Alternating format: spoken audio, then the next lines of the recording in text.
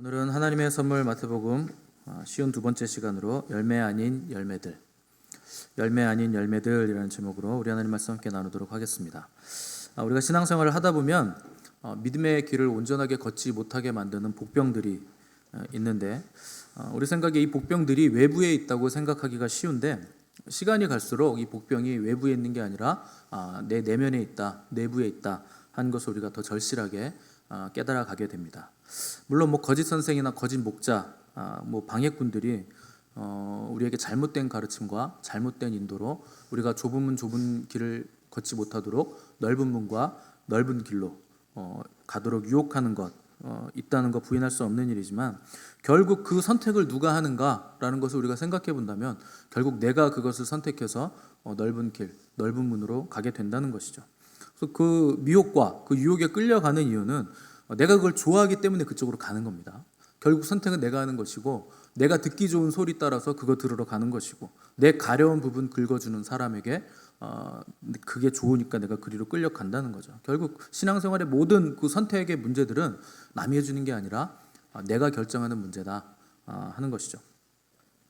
오늘 우리가 읽은 마태복음 7장 21절에서 23절 말씀은 사실 산상수훈은 이미 다 예수님께서 설교를 다 하신 것이고 마지막 결론 부분인데 결론 부분에서도 가장 엄숙하고 중요하고 굉장히 중차대한 말씀으로 볼 수 있고 오늘 우리는 이 말씀을 굉장히 심각하게 받아들여야만 한다 하는 것을 생각해야 됩니다. 우리가 신앙생활을 하면서도 여전히 자신을 속이고 기만하는 그리고 거짓된 확신 가운데서 살다가 마지막에 주님 앞에 딱 서는데 주님께서 내가 너희를 도무지 알지 못한다 이런 소리를 하실 수 있다는 것을 주님이 오늘 우리에게 말씀하시는 거죠. 그러니까 우리는 마지막 때에 하나님 앞에 그 주님 앞에 심판을 받으려고 딱 심판대 앞에 섰을 때 절망하지 않으려면 그때 절망하지 않으려면 지금 우리는 이 말씀을 들어야 된다는 거죠. 우리가 오늘이라는 시간 속에서 매일 하나님의 말씀을 통해서 계속 우리는 심판을 받아야 됩니다. 그 심판 앞에서 나를 다시 돌아보고 돌이키고 다시 회개하고 회복되는 역사가 계속 지금 있어야지 이게 마지막 최후의 심판대 앞에서 이 심판을 받게 되면 그때는 돌이킬 수가 없다는 거죠. 그래서 우리가 오늘 심판을 받아야 되고 오늘 말씀에 의해서 나를 돌아보고 우리가 돌이키는 시간이 돼야 된다는 겁니다. 그래서 여러분들이 교회에 오실 때는 진리의 말씀 앞에 내가 영혼의 무릎을 꿇고 나를 복종시켜서 하나님 앞에 올바른 모습으로 회복되겠다 하는 마음으로 교회를 오셔야지 교회 이렇게 위로받기 위해서 오시고 그러면 안 돼요. 대개 사람들은 그 종교가 그런 거죠. 종교 행위 그리고 성당이라든가 이런데 이렇게 웰빙을 얘기하고 위로를 얘기하고 평안과 안심 이런 것들을 추구하면서 자꾸 교회를 나오시려고 하는데 여러분 사람은요 위로받아 가지고는 구원 못 받습니다. 위로에 구원이 있는 거 아니에요. 그리고 참된 위로는 주님 앞에서 내 죄를 통해 자복하고 애통해하면서 내가 어떻게 할 수 없다고 하나님 앞에 고백하고 굴복될 때 그때 비로소 하늘로부터 참된 위로가 오는 것이지 인간적인 위로, 듣기 좋은 위로 이런 거 받아가지고는 여러분들의 혼과 생각만 강화되고 자아만 강화되지 절대 영적인 길을 갈 수 없고 그런 위로를 통해서는 여러분들이 절대 구원을 받을 수 없다는 것을 기억하셔야 됩니다. 그래서 자기 영적 상태가 엉망이고 내가 자기 기만을 하고 있는 신자들이 교회에 너무나 많죠. 근데 그런 거짓에 사로잡혀서 다들 나는 천국 갑니다. 한번 구원받았으니 무조건 천국 갑니다. 이렇게 노래 부르고 있는 사람들이 교회 안에 너무나 많은 겁니다. 그것만큼 신앙생활에 있어서 끔찍하고 비참한 게 없는 거예요. 그것만큼 무서운 게 없는 겁니다. 내가 구원받을 줄 알았는데 마지막에 실상 주님 앞에 서봤더니 구원받을 수 있는 길도 방법도 다 막혀 있더라. 마지막에 그런 걸 깨닫게 되는 것만큼 비참한 게 없다는 것이죠. 그래서 바울 사도도 너희는 믿음 안에 있는가 너희 자신을 시험하고 너희 자신을 확증하라 이렇게 경고를 했습니다. 정말 내가 믿음 안에 있는가 내가 스스로를 시험하고 내가 나 자신을 확증할 수 있다는 거예요. 내가 나를 보면 안다는 겁니다. 다른 사람들 보기 이전에 내가 나를 생각했을 때 내가 정말 구원받은 자인가, 내가 정말 주님과 친밀한 자인가, 내가 정말 천국 갈 수 있는 자인가, 내가 그분의 나라와 그분의 영광을 사모하고 있는가 하는 것을 내가 먼저 스스로 알 수 있다는 겁니다. 그래서 너희 자신을 시험하고 너희 자신을 확증해봐라. 바울이 이렇게 도전을 한 것이죠. 구원받았다고 하면서 여전히 거짓말하고 여전히 사기치고 여전히 남 속이고 등쳐먹는 사람들이 교회 안에 너무나 많습니다. 근데 여러분, 우리 안에 오신 성령님은요, 하나님이십니다. 성령 하나님이세요. 하나님은요, 죄와는 동거하실 수 없어요. 거짓과 동거하실 수 없습니다. 계속 그렇게 죄짓고 회개하지 않고 사기치고 등쳐먹고 죄악 가운데 계속 달려나가면 결국 성령님도 떠나실 수밖에 없는 거예요. 원래 성경에서 성령님은 영원히 떠나지 않는다고 하십니다. 근데 여러분들이 죄를 고의적으로 짓고 하나님 거부하는데도 안 떠나시겠습니까? 그럴 수는 없는 거예요. 성령님은 죄와는 함께 하실 수 없기 때문에, 그분은 거룩하신 하나님이시기 때문에. 그래서 여러분들이 매일매일 하나님의 거룩한 말씀을 통해서 우리의 거짓과 외식과 욕심과 이 정욕의 껍데기들을 말씀을 통해서 하나하나 벗겨내시는 작업을 하셔야 돼요. 그래서 여러분들이 말씀을 들을 때는 찔림이 있어야 되고 괴로움이 있는 겁니다. 여러분, 말씀 들을 때 막 기분이 좋아지십니까? 아니면 찔리십니까? 찔리셔야 되는 거예요. 여러분들 설교 들었는데 기분이 좋아지고 오늘 위로받았어, 너무 기분 좋아, 오늘 이 말씀을 통해서 나는 정말 살 맛이 생겼어, 뭐 이런 식으로 계속 기분이 좋아지시면 여러분, 그거 뭔가 잘못된 설교예요. 하나님의 말씀은 살았고 운동력이 있고 좌우의 날선 어떤 검보다 예리합니다.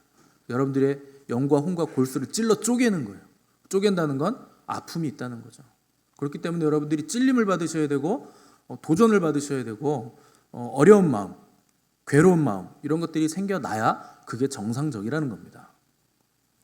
우리는요, 자기 정체를 숨기는데 얼마나 교묘하고 능숙한지 몰라요. 사람들은요, 다 자기 정체를 숨깁니다. 겉으로 보기에는 다, 여러분들 얼굴 이렇게 보십시오, 다 여러분들 구원받은 하늘나라 백성이에요. 너무나 아름답고 다 천사 같아요. 그렇게 본능적으로 교묘하게 위장하고 여러분들이 교묘하게 자기 정체를 숨기니까 인간적인 방법으로는요, 여러분들의 그 교묘함을 뚫고 들어갈 방법이 없어요. 그래서 하나님의 말씀이 날선 거미에서 여러분들을 뚫어야 되는 거예요. 말씀만이 여러분들을 뚫고 들어갈 수 있다는 겁니다. 그렇게 두껍고 딱딱하게 감싸고 있는 껍데기 말씀으로 싹 벗겨내지 않으면 우리의 이 단단한 자, 이 견고한 진이 절대 벗겨지지 않는다는 거죠. 자, 주님 오늘 말씀을 통해서 우리의 실상을 적나라하게 보이시고 또 위선과 기만과 불순종에서 벗어나서 정직하게 말씀 앞에 반응하고 순종할 것을 우리에게 지금 강력하게 촉구를 하고 계시죠. 우리가 지지난 시간이죠. 지난주에는 성경 강림주일이었으니까 지지난 시간에 했던 설교를 기억하신다면 뭐 기적 같은 일이겠죠. 근데 제가 말씀을 드리면 적어도 기억은 나실 겁니다. 나무는 열매로 안다. 그 열매라는 거 그 사람의 행실, 그 행실이 어떤지를 보면 그 사람이 어떤지 안다 하는 것을 우리가 다뤘다는 거 기억하실 겁니다. 그래서 이 열매를 통해 가짜와 진짜를 이제 파악할 수 있는 기준이 된다는 거죠. 근데 오늘 본문에서 주님은 열매 같아 보이지만 열매가 아닌 것들이 있다라는 걸 우리에게 지금 말씀하는 거예요. 그래서 열매 아닌 열매들이 뭔가 하는 것을 우리가 하나씩 살펴보는 시간을 가질 겁니다. 자, 첫 번째, 열매 같아 보이지만 열매가 아닌 것. 첫 번째는 입으로 주님을 주여 주여라고 부르는 거. 입으로 주여라고 신앙 고백하는 게 그게 열매 같아 보이지만 진정한 열매는 아니라는 겁니다. 21절 보시면 나더러 주여 주여 하는 자마다 천국에 다 들어갈 것이 아니라 주님 이렇게 말씀하셨어요. 자, 주여라는 단어는 헬라어로 보면 퀴리오스예요. 많이 좀 종종 들어보셨을 건데 퀴리오스라는 건 주인이라는 뜻입니다. 그러니까 우리가 주님이라고 부르고 주여라고 부른다는 건 주인님이라고 부른다는 거죠. 우리가 그 주인님이라고 주님을 부를 때 그럼 나는 누구라고 인정하는 겁니까? 나는 종입니다 라고 인정을 한다는 거죠. 그러니까 종은 뭐 하는 사람일까요? 주인의 명령을 기다리고 명령이 떨어지면 그대로 순종하고 준행하는 사람이 종이죠. 주인이 틀린 명령, 말도 안 되는 명령을 내려도 종은요 그냥 그대로 해야 되는 거예요. 이해되지 않아도 그대로 그냥 순종해야 되는 겁니다. 조건 없이 그대로 헌신해야 되는 거예요. 그게 종이에요. 종이란 원래 그런 겁니다. 자기 주장도 없고 자기 견해도 없고 하루 종일 수고하고도 주인님이 오셨을 때 밥상을 차려야 되고 그 옆에서 수종 들어야 돼요. 하루 종일 노동을 했어도 잘했다고 칭찬 안 해줍니다. 종은 원래 그런 존재니까 쉴 새 없이 주인이 시키는 일을 헌신적으로 순종만 계속하는 존재가 종이죠. 그것이 바로 종의 삶이죠. 근데 입으로는 우리가 주님, 주인님, 주인님 이렇게 부르는데 삶으로는 내가 종이 아니라 내가 주인 된 삶을 사는 사람들이 너무나 많다는 겁니다. 입만 주여 주여 이렇게 해가지고는 절대 구원을 받을 수 없다. 다 천국에 들어가는 거 아니다. 예수님이 그걸 말씀하시는 거죠. 우리가 예수님을 주님, 주여 이렇게 부른다는 거 굉장히 중요한 거죠. 이거 아무나 할 수 있는 거 아닙니다. 우리 지난주에 성령 강림절 설교 때 다뤘잖아요. 거듭남이라는 거 성령님이 하시는 일이고, 성령이 아니고서는 아무도 예수님을 주라 시인할 수 없느니라. 성경에 이렇게 써있기 때문에 우리가 예수님을 주님이라고 부르는 거 대단한 일입니다. 아무나 할 수 있는 일인 거 아니라는 거죠. 그 예수님을 주여라고 부른다는 거 바른 신앙 고백을 드리고 있다는 뜻이고, 또 신앙 고백을 드린다는 거 굉장히 옳고 필요한 일이죠. 그런데 우리가 바른 정통 안에서 바른 신앙 고백을 평생 한다 해도 그의 삶이 바른 길이 아니고 좁은 길이 아니라면 그 입술의 고백은 오히려 위선적인 고백이 될 수밖에 없고, 그렇게 주님을 수백 번, 수천 번, 수백만 번을 입으로 부른다고 해도 그 사람은 천국 가는 것과는 아무런 상관이 없는 사람이라 하는 것을 말씀하고 있는 겁니다. 자, 두 번째, 열매 같아 보이지만 열매가 아닌 것. 두 번째는 주의 이름으로 선지자 노릇하는 것. 이것이 열매 같아 보이지만 진정한 열매가 아니라는 거죠. 22절 보시면 그날에 많은 사람이 나더러 이르되 주여 주여 우리가 주의 이름으로 선지자 노릇하며, 이렇게 기록을 했습니다. 지난주에 이것도 말씀드렸죠. 선지자의 직분은 사라졌지만 기능은 존재한다. 그래서 오늘날 목회자나 교사나 설교자들이 이 선지자의 기능을 지금 감당하고 있다. 이렇게 말씀을 드렸습니다. 선지자 노릇한다는 거 무슨 말이냐면, 말씀을 통해서, 설교를 통해서 굉장히 많은 사람들에게 감화를 주고 영향력을 끼치고 믿지 않는 자들을 하나님 백성 되게 굉장히 파워풀한 설교를 많이 하는 사람이 선지자라는 거죠. 근데 설교를 굉장히 잘하고 또 논리적으로 굉장히 말을 잘하고 천사 같은 말을 하고 또 좋은 언변으로 극찬을 받는다 해도 주님과 아무런 관계가 없을 수 있다. 주님 오늘 말씀하시는 거예요. 경고하시는 거죠. 그 말씀을 잘 전하는 거 굉장히 귀한 일이고, 그건 재능이죠. 타고나는 거죠. 그 말을 잘한다는 거 굉장히 귀한 재능입니다. 그런데 그렇게 말을 잘하고 언변이 뛰어나고 논리적이고 사람들에게 감동을 주고 사람들을 막 밀었다 땡겼다 울렸다 울었다 하면서 감화를 주는 거, 그것만 가지고서는 천국에 갈 수 없다는 거예요. 아무리 뛰어난 설교를 해도 소용없다는 겁니다. 그러니까 저도 설교자니까 저도 말 잘하고 싶습니다. 저도 논리적이고 싶고 저도 감화를 주고 싶고 막 청중을 휘어잡는 카리스마가 있고 싶고, 어떻게 하면 이게 내가 말을 잘할까? 어떻게 하면 막 잘 전달할까? 어떤 비유를 들고 어떤 예를 들면 이 말씀을 잘 전할 수 있을까? 노력하고 고민 많이 하죠. 누구나 설교자라면 그런 고민할 겁니다. 근데 그렇게 하면요 사람들이 인정도 해주거든요. 그 22절 보시면 선지자 노릇을 누가 하냐면 많은 사람이 선지자 노릇을 한대요. 그 많은 사람들이 이걸 하고 싶다는 거예요. 왜요? 인기가 좋으니까. 선지자 노릇이 인기가 좋다는 거죠. 그 초대교회 때도 그렇고 지금도 말 잘하는, 설교 잘하는 목사님들이 인기 좋잖아요. 그 여러분들이 만약에 교회를 결정해야 돼. 그럼 가장 먼저 뭘 보십니까? 성도들의 교제가 어떤가? 이 사람들의 영성은 어떤가? 이런 거 보세요? 주차장 보세요? 엘리베이터 있나? 이런 거 보십니까? 설교 먼저 들어보시잖아요. 결국에는 설교 잘하는 목사님이 좋은 목사님이다라는 생각을 여러분들 다 하시죠. 그거 이상한 생각입니다. 설교는요 죄 지으면서도 얼마든지 잘할 수 있어요. 논리적으로 말하는 거, 제가 완전히 개차반처럼 삶을 살면서도 주일날 여기 딱 와가지고 논리적으로 아주 화려한 언변으로 여러분 제가 후릴 수 있습니다. 말로. 후린다는 게 이게 표준어가 아닌가요? 죄송합니다. 말로는 얼마든지 그렇게 할 수 있는 거예요. 근데 그것만 가지고는 안 된다는 거죠. 자, 세 번째, 열매 같아 보이지만 열매가 아닌 것도 있는데, 그게 뭐냐면 주의 이름으로 행하는 많은 권능이에요. 22절 보시면 그날에 많은 사람이 나더러 이르되 주여 주여 우리가 주의 이름으로 선지자 노릇하며 주의 이름으로 귀신을 쫓아내며 주의 이름으로 많은 권능을 행치 아니하였나이까, 그 얘기를 했어요. 보세요. 설교도 기가 막히게 잘하는데 거기다가 권능이 있어요. 막 주의 이름으로 막 귀신도 막 쫓아내고 막 병도 고쳐요. 얼마나 멋있는 사역자입니까? 얼마나 바른 사역자입니까? 설교도 잘하고 또 권능 막 능력이 막 있고. 여러분, 주의 이름으로 선지자 노릇하는 거 쉽지 않아요. 선지자 노릇만 해도 쉽지 않습니다. 근데 거기다가 귀신도 쫓아내고 병도 낫게 해주는 거, 이거 엄청 대단한 권능이죠. 이것도 쉽지 않은 거죠. 여러분, 뭐 전혀 놀라지도 않는 얼굴인데, 여러분, 선지자 노릇하려면 얼마나 많이 공부해야 되는 줄 아세요? 일단 대학 졸업해야죠. 그리고 대학원 가야죠.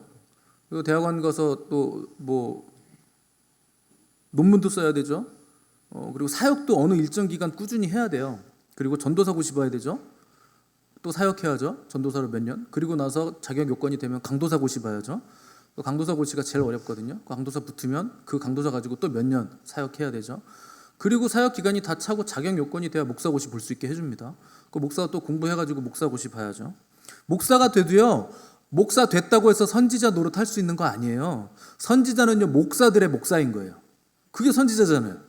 목사들에게 존경을 받아야 되고, 목사들도 가르칠 수 있는 역량, 지적인 역량도 있어야 되고, 영성도 있어야 되고, 권능과 능력도 있어야 그거 선지자적인 목사다라고 인정을 해준다는 거죠.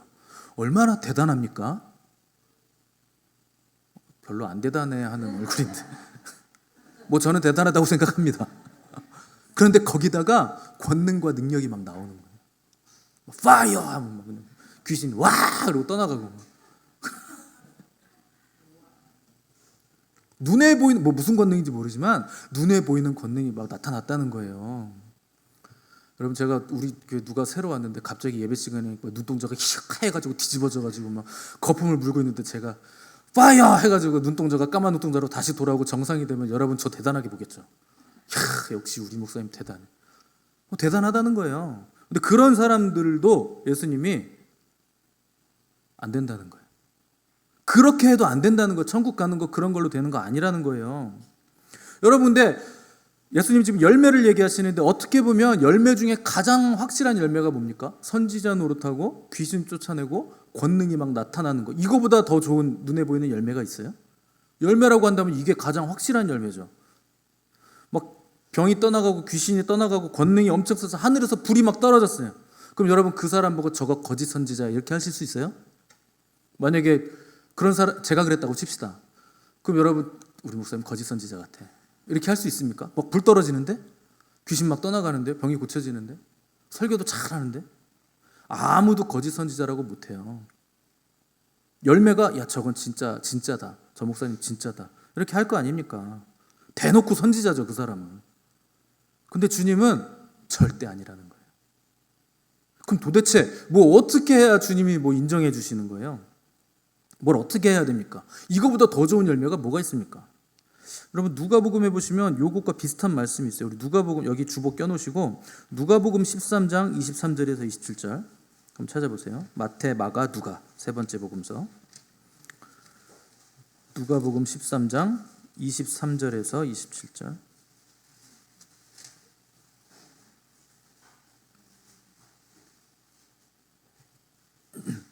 117페이지 신약성경. 누가복음 13장 23절에서 27절 말씀 다 같이 읽겠습니다. 시작. 어떤 사람이 여짜오되 주여 구원을 받는 자가 적으니까 그들에게 이르시되 좁은 문으로 들어가기를 힘쓰라. 내가 너희에게 이르노니 들어가기를 구하여도 못하는 자가 많으리라. 집주인이 일어나 문을 한번 닫은 후에 너희가 밖에 서서 문을 두드리며 주여 열어주소서 하면 그가 대답하여 이르되 나는 너희가 어디에서 온 자인지 알지 못하노라 하리니 그때 너희가 말하되 우리는 주 앞에서 먹고 마셨으며 주는 또한 우리의 길거리에서 가르치셨나이다 하나 그가 너희에게 말하여 이르되 나는 너희가 어디에서 왔는지 알지 못하더라. 행악하는 모든 자들아 나를 떠나가라 하리라. 아멘. 자, 이거는 산상설교 내용이 아니고 예루살렘 성에서 예수님 지나가실 때 어떤 사람이 예수님께 물어본 거예요. 예수님, 구원 얻은 자가 정말 적을까요? 너무 적을까요? 몇 명이나 구원받을까요? 이걸 물어봤다는 거죠. 그러니까 우리 주님은 또 동문서답 하시는데 1등이잖아요. 좁은 문으로 들어가라. 또 이런 얘기를 하시는 거예요. 아니, 구원받은 자 적어요 물어봤는데 왜 이런 얘기를 하시는 거예요? 그러더니 내가 너에게 이르노니 들어가기를 구하여도 못하는 자가 많으리라. 구원받은 자가 많다는 겁니까? 적다는 겁니까?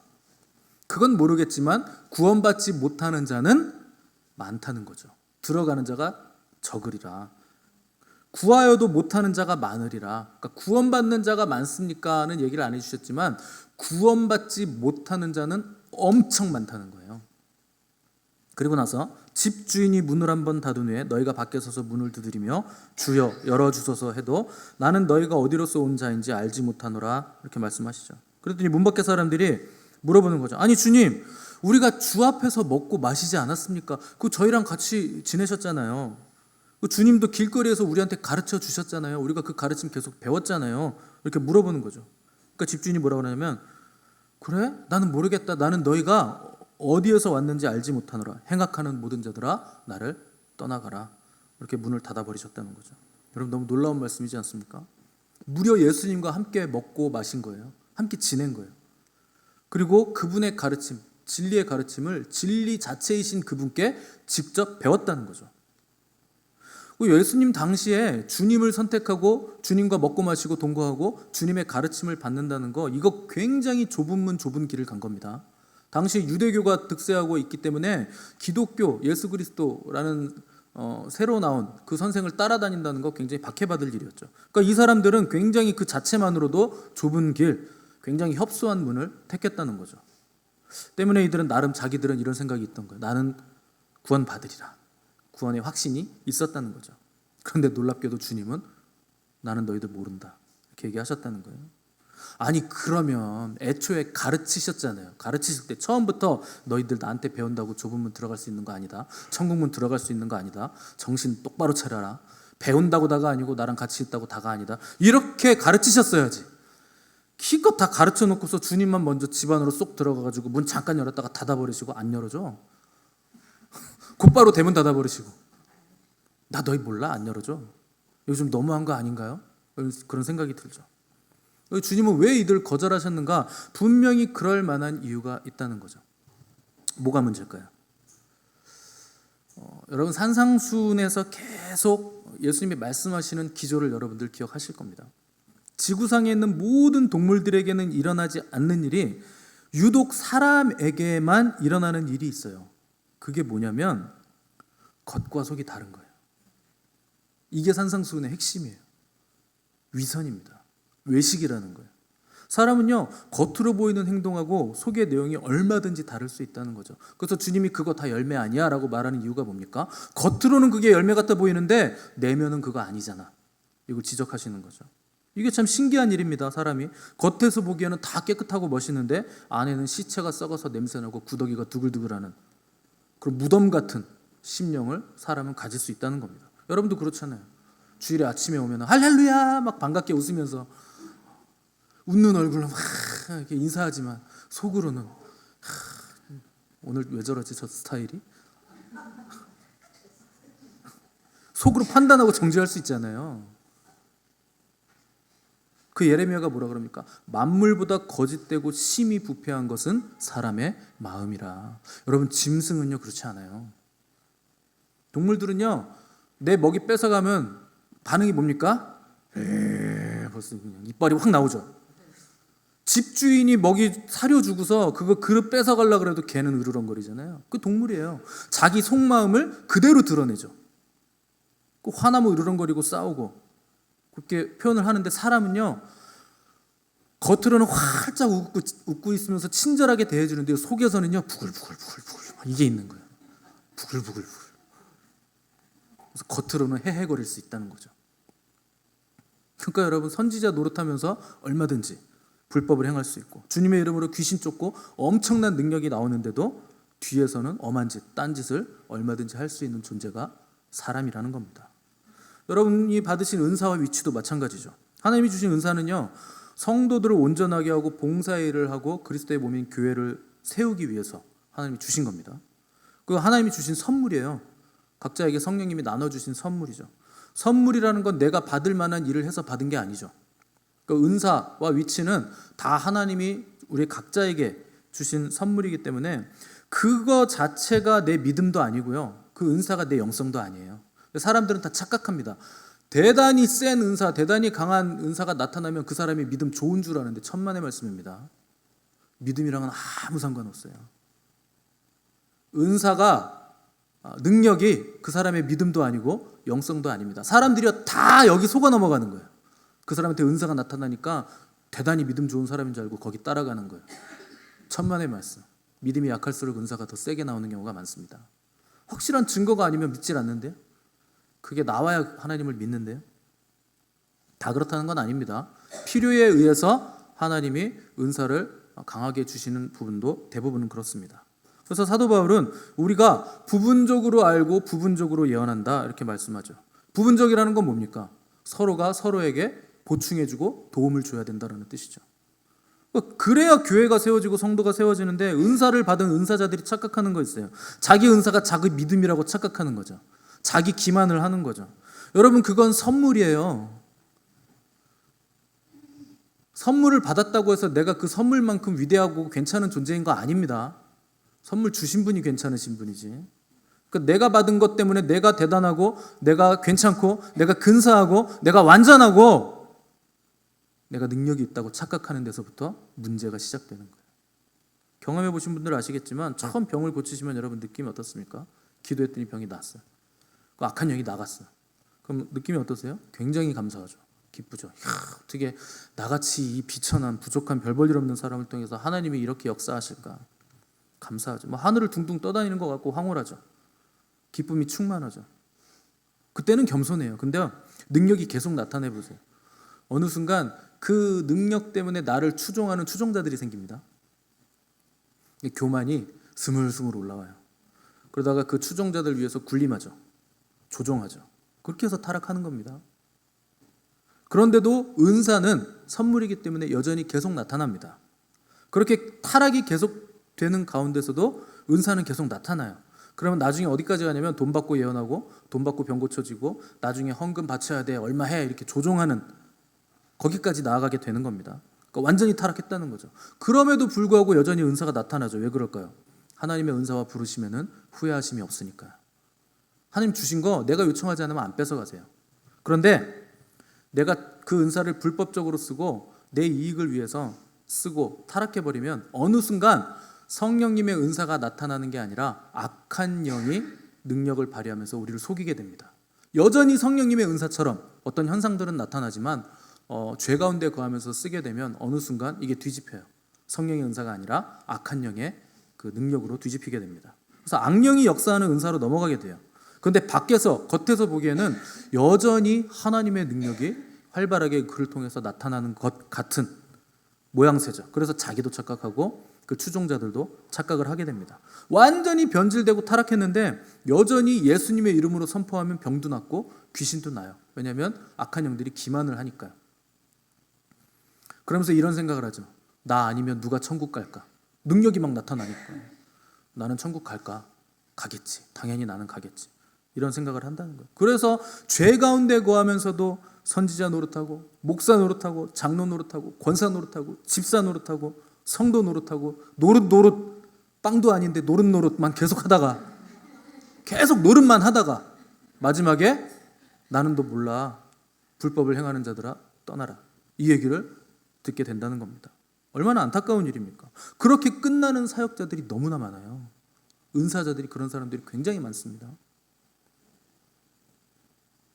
자, 그러면 내가 너희를 도무지 알지 못하니 불법을 행하는 자들아 내게서 떠나가라. 이 말을 듣는 사람들의 근본적인 잘못은 뭔가?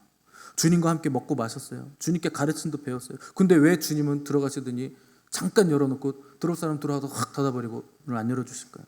주님 말씀에 답이 있죠. 누가복음 말씀에 보면 이렇게 말씀하셨어요.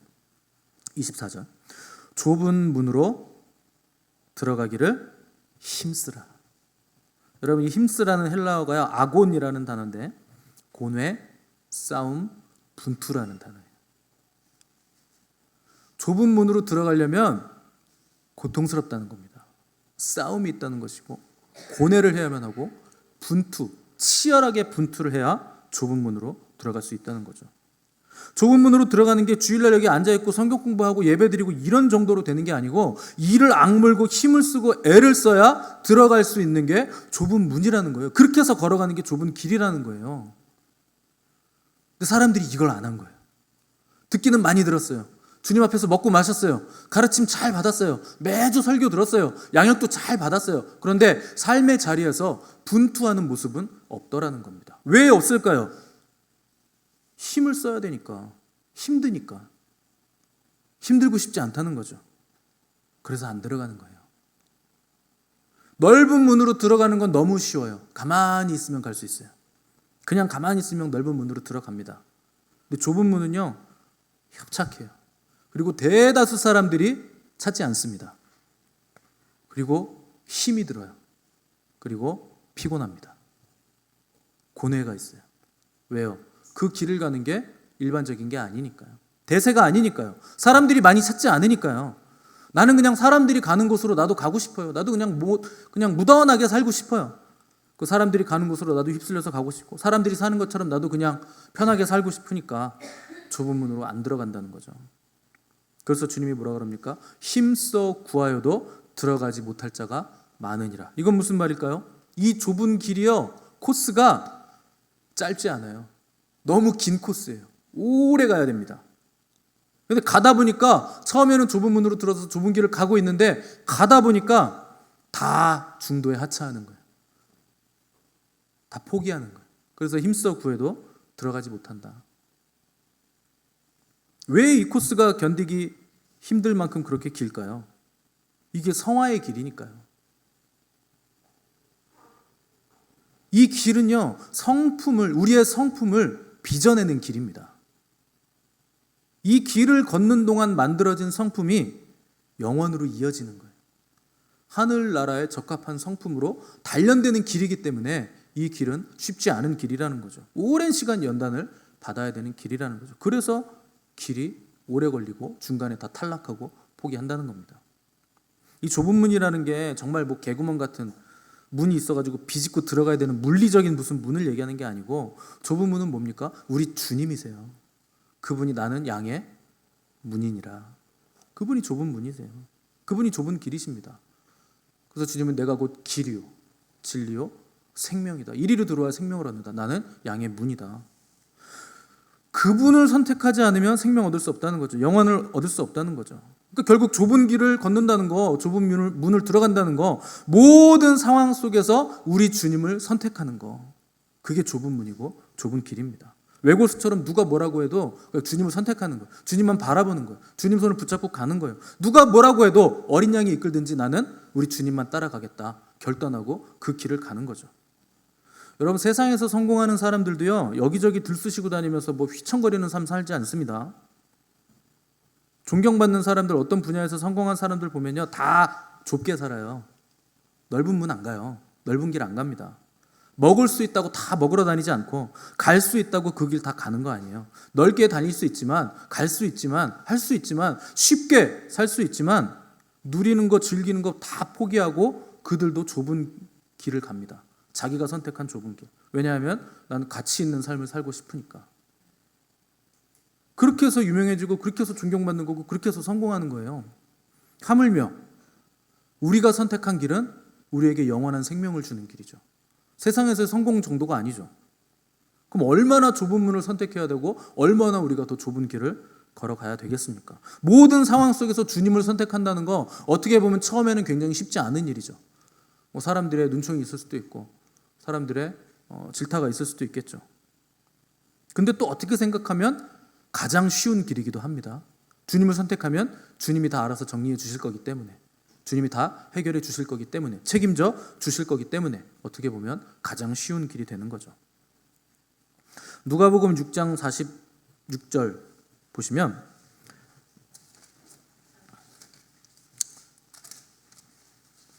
백하셔서 6장 46절,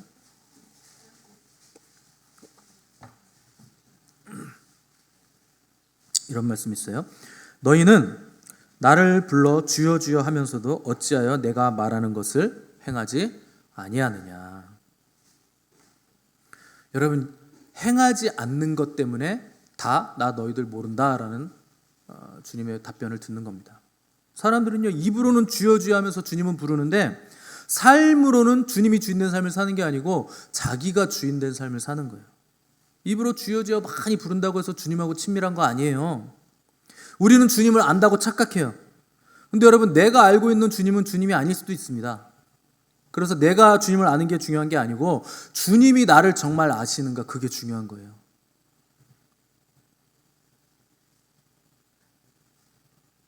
여러분, 대통령 아세요? 모르세요? 우리나라 대통령 누군지 모르세요? 아시죠? 근데 그게 아는 게 아니에요. 대통령이 여러분을 모르잖아요. 개인적인 관계가 없잖아요. 근데 우리는 주님을 알 때도요, 이런 식으로 알아요. 주님과의 깊고 친밀한 교제가 없고 관계가 없는데 내가 주님을 안다고 주여 주여 부른다고 해서 주님과의 친밀함이 있습니까? 내가 주님을 아는 겁니까? 남의 주님만 맨날 똑같이 따라 부리고 있는 거죠. 주님이 정말 나를 아시냐는 거예요. 여러분, 주님이 여러분을 아십니까? 아무도 아멘을 안 하시네.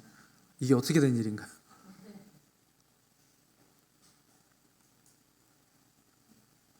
주님은요, 선지자 노릇하고 능력과 권능으로 사역했던 모든 사람들에게 내가 도무지 너희를 알지 못한다 그러셨어요. 왜 모른다 그러셨을까요?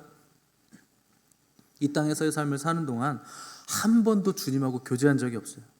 주님과의 그 관계 안으로, 그 사랑의 관계 안으로 한 번도 들어온 적이 없어요. 그러니까 모른다 그러시는 거죠. 은사는 출중했는데, 능력은 뛰어났는데, 설교는 너무나 잘했는데, 봉사, 헌신, 헌금 많이 했는데 주님과의 관계성은 제로였다는 거예요. 제로. 얼마나 슬프고 억울하고 안타까운 일입니까? 가장 불쌍한 사람이에요. 평생 신앙생활 했는데 주님을 몰라요. 결국 그분의 나라에도 못 들어가요. 불법을 행하는 자들아 내게서 떠나가라. 불법이 뭡니까? 예수님 없이 행하는 모든 것. 그게 다 불법이에요. 예수님과 관계없이 부지런히 행한 그 모든 것, 그거 다 불법입니다. 예수님이 주인이신데 주인이 시키지도 않은 일을 자기 멋대로 행한 것, 그거 다 불법이에요. 우리 얼마든지 이렇게 살 수 있죠. 예수님 없이 병 고칠 수 있고, 예수님 없이도 교회 부흥시킬 수 있고, 예수님 없이도 선지자 노릇할 수 있고, 예수님 없이 능력과 권능 행할 수 있고, 예수님 없이 예배, 찬양, 전도, 성경 공부 얼마든지 할 수 있죠. 그게 바로 바리새인입니다. 그리고 그게 외식이에요. 누가 봐도 훌륭해 보이는데, 누가 봐도 너무나 잘 믿는데, 존경할 만한데, 주님의 일 하고 있는 것 같았는데, 정작 주님은 화 있을진저 독사의 자식들아, 분노하시고 책망하신다는 거죠. 여러분, 주님 앞에 섰을 때 이것만큼 끔찍한 것이 없다는 걸 여러분 기억하셔야 됩니다. 이 산상수훈의 결론 부분에서 오늘 말씀만큼 중요한 말씀이 없어요. 그래서 우리의 믿음이 어떠한가? 우리는 엄숙하게 우리 자신을 돌아보는 시간들을 가지셔야 됩니다. 말씀에 비쳤을 때 저 여러분의 지금 상태는 어떠한가? 겉으로는 깨끗해 보이는데 정작 나의 속은 정말 그런가? 돌아보셔야 됩니다. 그래서 우리의 모든 삶의 모습들이 주님과의 관계성이라는 측면에서 지금 어떤 관계 안에 있는가를 여러분 점검하셔야 되고, 내가 하고 있는 일들 가운데 주님과 관계없는 불법적인 일들이 없는가를 짚어보시기 바랍니다. 그래서 주님 앞에 서는 그날에 내가 너 안다. 내가 너 잘 알지. 잘했다. 수고했다. 착하고 충성된 종. 안으로 들어와서 네 주인의 즐거움에 영원토록 함께 참여해라. 여러분, 이 따뜻한 주님의 음성을 들으시는 저 여러분 되시기를 바랍니다. 함께 기도하겠습니다.